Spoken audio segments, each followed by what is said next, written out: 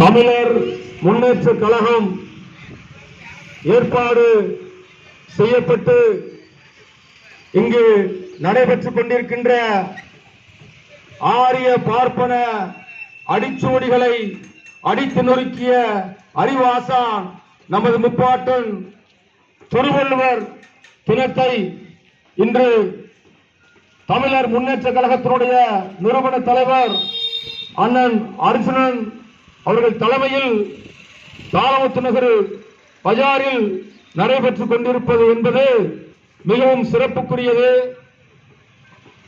அவரவர் கட்சிகளுடைய தலைவர்களுடைய பிறந்த நாளை கொண்டாடி வருகின்ற இந்த காலகட்டங்களில் தலைவர்களுக்கெல்லாம் தலைவராக விளங்கக்கூடிய அறிவாசான் திருவள்ளுவருடைய பிறந்த நாளை கொண்டாடுவது இதை விட மிக சிறப்பு என்னவாக இருக்கும் தோழர்களே, பொதுமக்களே.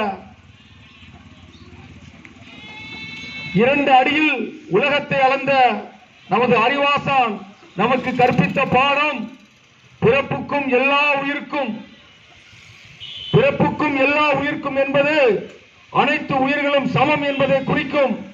இந்த உலகத்தில் தாயின் வயிற்றில் பிறந்த எந்த கருவும் எந்த பிள்ளையும் எந்த மனிதனும் சமமாக மதிக்கப்பட வேண்டும் என்பதை 2000 ஆண்டுகளுக்கு முன்பாக அறிவாசான் பெரியார் அவர்கள் இந்த சமூகத்திற்கு எடுத்துரைத்தார் என்பதை இதை விட யார் இந்த உலகத்தில் சொல்லிவிட முடியும்? அறிவுகளை அளந்து மக்களிடையே தெளிவாக எடுத்துரைக்கிறார்.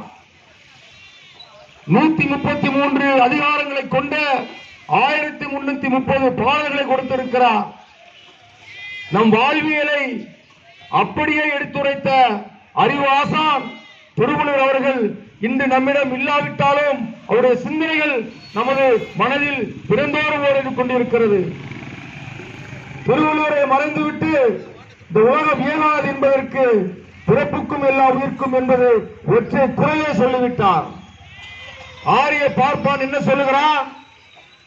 இந்த நாட்டில் ஏற்றத்தாழ்வு இருக்கிறது. தலையில் பிறந்தவன் பார்ப்பான், தோளில் பிறந்தவன் சத்திரியன், இடுப்பில் பிறந்தவன் வைசியன், காலில் பிறந்தவன் சூத்திரன், அதற்கும் கீழே பிறந்தவன் பஞ்சமன் என்று நம்ம எல்லாம் ஆரிய பார்ப்பனம் என்ன சொல்லுகிறது? சூத்திரன் என்று சொல்லுகிறது. சூத்திரன் என்று சொன்னால் நாமெல்லாம் தீண்டாமையால் இருக்கின்ற சமூகமாக ஆரிய பார்ப்பான் சொல்லுகிறது.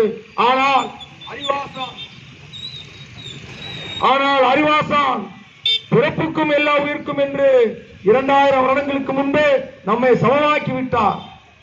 ஆரிய பார்ப்பான் நம்மை வந்து என்ன சொல்வது? நீ தீண்டாமையால் இருக்க என்று என்ன சொல்வது? அவன் யார்?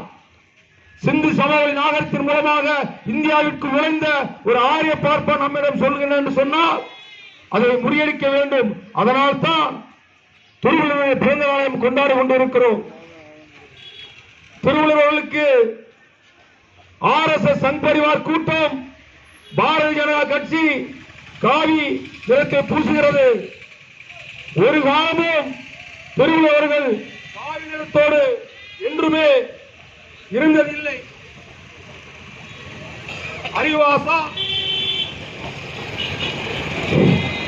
அறிவாசான் திருவள்ளுவர்கள் எந்த காவிக்கும் எந்த நிறத்திற்கும் உரியவர் அல்ல, எந்த கட்சிக்கும் உரியவர் அல்ல, ஒட்டுமொத்த மனித சமூகத்திற்கே உரியவர். அதனால்தான் உலகம் தோன்றுவதற்கு முன்பே அறிவாசான் பிறந்திருந்தால் இந்த உலகம் இன்னும் சமமாக மதிக்கப்பட்டிருக்கும். அமெரிக்க ஏகாதிபத்தியம், பிரிட்டிஷ் ஏகாதிபத்தியம் நம்ம ஆளுகின்ற பொழுது அறிவாசான் நம்மிடத்தில் இல்லையே என்பதை நமக்கு மிகப்பெரிய கவலையாக இருக்கிறது. உலக பிரியனாக விளங்குகின்ற அமெரிக்கா சொல்லுகிறான் இந்தியா ஒரு குப்பை மேடு என்று. அதை தலைவணங்கி ஏற்றுக்கொள்கிறார் இந்திய பிரதமர் மோடி அவர்கள். நாமெல்லாம் குப்பை மேடுகளா? நாமெல்லாம் குப்பை மேடுகள் என்பதை நம் சமூகத்திற்கு நாம் கேள்வி கேட்க வேண்டும். இந்தியாவில் பிறந்த ஒவ்வொரு மனிதனும் அறிவு பெருத்தவனாக உலகம் முழுவதும் வந்து கொண்டிருக்கிறான். அப்துல் கலாம் நீங்கள் கேள்விப்பட்டிருப்பீர்கள். அரசு பள்ளியில் பயின்ற